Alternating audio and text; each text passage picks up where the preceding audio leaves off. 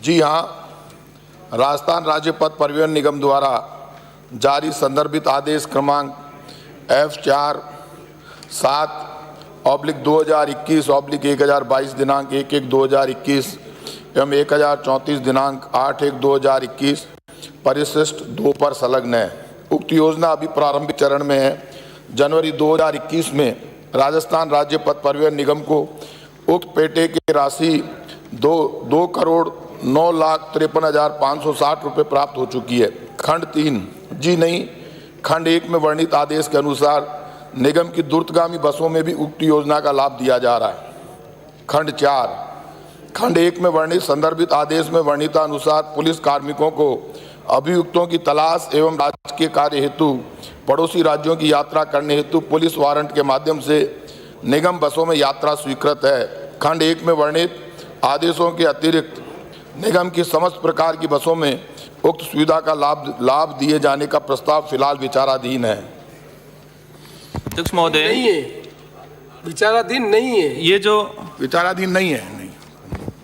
ये जो व्यवस्था थी, पहले पुलिस विभाग का जो जवान था उसको परिवहन में, मतलब जो रोडवेज थी उसमें परिवहन करने के लिए इसको ये जो पुलिस वारंट की व्यवस्था थी, जनवरी 2021 से ये जो स्मार्ट कार्ड बनवाया गया है।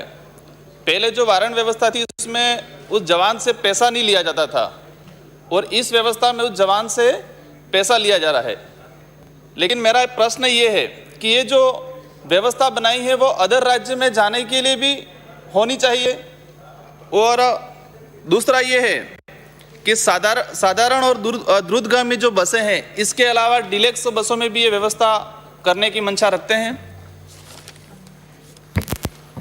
ये पुलिस वारंट लेकर जो पुलिसकर्मी जाता है उसका सारा खर्चा होम डिपार्टमेंट भुगतता है, और जहाँ तक डिलक्स बसों की वो बात कर रहे हैं, फिलहाल ये सुविधा डिलक्स बसों में उनमें नहीं दी जाती है। ये सिर्फ साधारण बसों के लिए तय की गई है।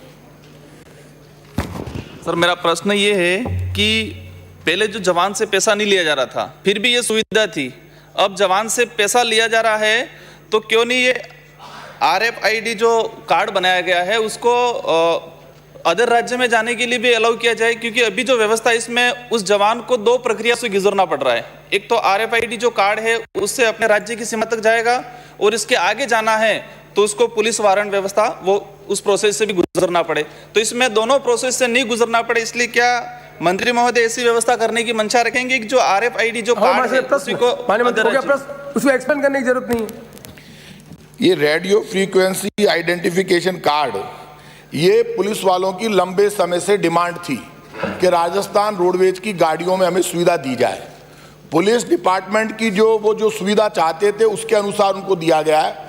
आपको पूरी जानकारी नहीं है, वारंट के लिए पहले भी होम डिपार्टमेंट देता था पैसा, और ये उनकी सुविधा के लिए किया गया। कुछ पुलिस डिपार्टमेंट की जो मांगे हैं वो विचाराधीन है, और मैं आगे के लिए सदन को बता दूं अध्यक्ष महोदय, अभी राजस्थान राज्य कर्मचारी भी ये चाहते हैं कि हमको इस तरह की सुविधा दी जाए। ये बड़ी पॉपुलर स्कीम है, और उसके लिए कर्मचारी संघ है राजस्थान का, वो भी ये चाहता है कि पुलिस डिपार्टमेंट की तरह हमको ये सुविधा दी जाए। राजस्थान राज्य में 6 लाख कर्मचारी है अध्यक्ष महोदय।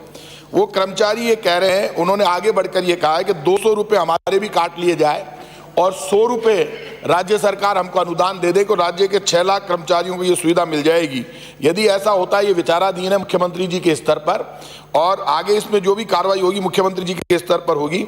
तो इसमें 6 करोड़ रुपए राज्य सरकार देगी, 18 करोड़ रुपए उधर से आ जाएंगे, तो टोटल 18 करोड़ रुपए मिल जाएंगे, 6 और 12। तो ये भी एक बड़ी योजना विचाराधीन है, इस पर भी विचार किया जा रहा है। लेकिन ये जो पुलिस स्कीम है ये बड़ी पॉपुलर स्कीम है, लेकिन आपके पास यदि इसको लेकर और भी कोई बात है तो आप बताना, उसमें आप चाहते हैं कि इसमें और ज्यादा सुधार हो सकता है, पुलिस डिपार्टमेंट को फायदा हो, आप बताना, कर देंगे, कोई दिक्कत। मंत्री जी इसमें सीधा प्रश्न है, जब ये स्मार्ट कार्ड नहीं था तब उस पुलिस वाले को डिलक्स में जाने की सुविधा थी, क्या आप RFID लागू करने के बाद वो सुविधा डिलक्स में भी अलाउ कर रहे हैं कि नहीं कर रहे? ये प्रश्न है उनका।